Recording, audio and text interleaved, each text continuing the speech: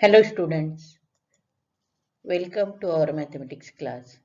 Today we are going to do the activity of circles, circle passing through 1 point, 2 point or 3 point. Watch the video carefully and up to end. I take 1 point.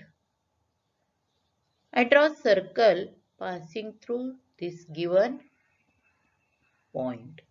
How many circles we can draw here?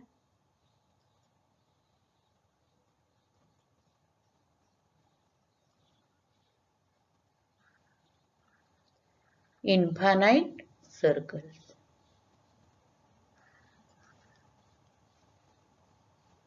2 points. I draw a segment joining these 2 points. Now I take midpoint. This is midpoint. From that point I draw a perpendicular. Means this is a perpendicular bisector of this segment. Here I first draw midpoint and draw perpendicular using set square.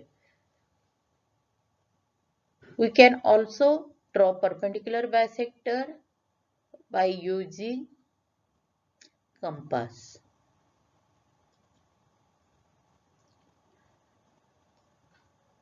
Using compass we see in a practical. I draw a circle taking this midpoint as a center and this is a radius. Here this segment becomes a diameter. Now we can take any point on this perpendicular bisector as a center then and from that point we take this is a radius and draw circle.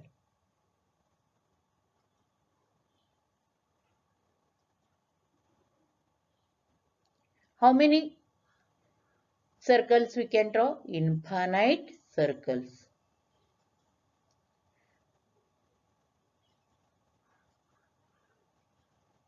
Three points, but these 3 points are non-collinear. From these 3 points, I can draw only one and only one circle passing through three non-collinear points. What about collinear points? We take three collinear points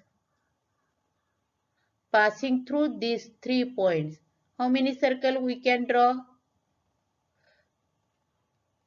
No circles means from three collinear points we cannot draw any circle. Term secant and tangent. I draw a circle, center O. I take line L.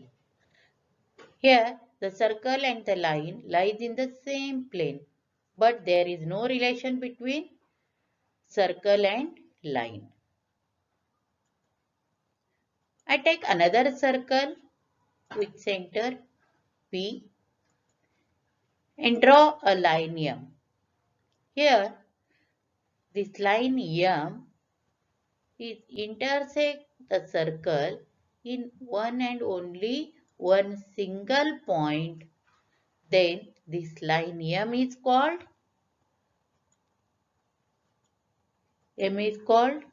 tangent and this point A is called point of contact. I take another circle with center Q and another line that is line N. Now this line N intersect the circle in two distinct points.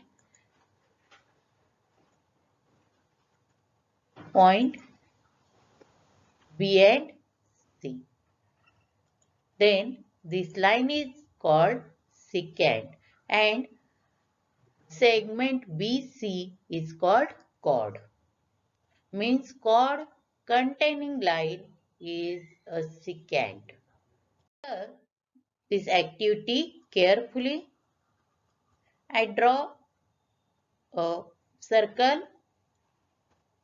This point is the center of the circle. Using this point as a center, I draw a circle. Now I draw a secant. From center of the circle, I draw a perpendicular to the this secant means chord containing secant. I move this secant downward side. Here I draw. This is also perpendicular.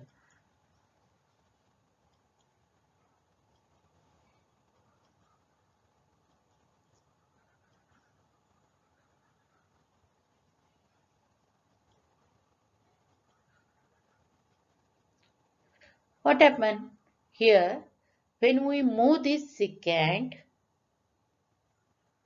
and this secant, this segment is a radius. What happens when secant moves downward side? That becomes a tangent and this is a radius. Means radius is perpendicular to the tangent. Or from a point of contact we draw a radius. That radius is perpendicular to the tangent.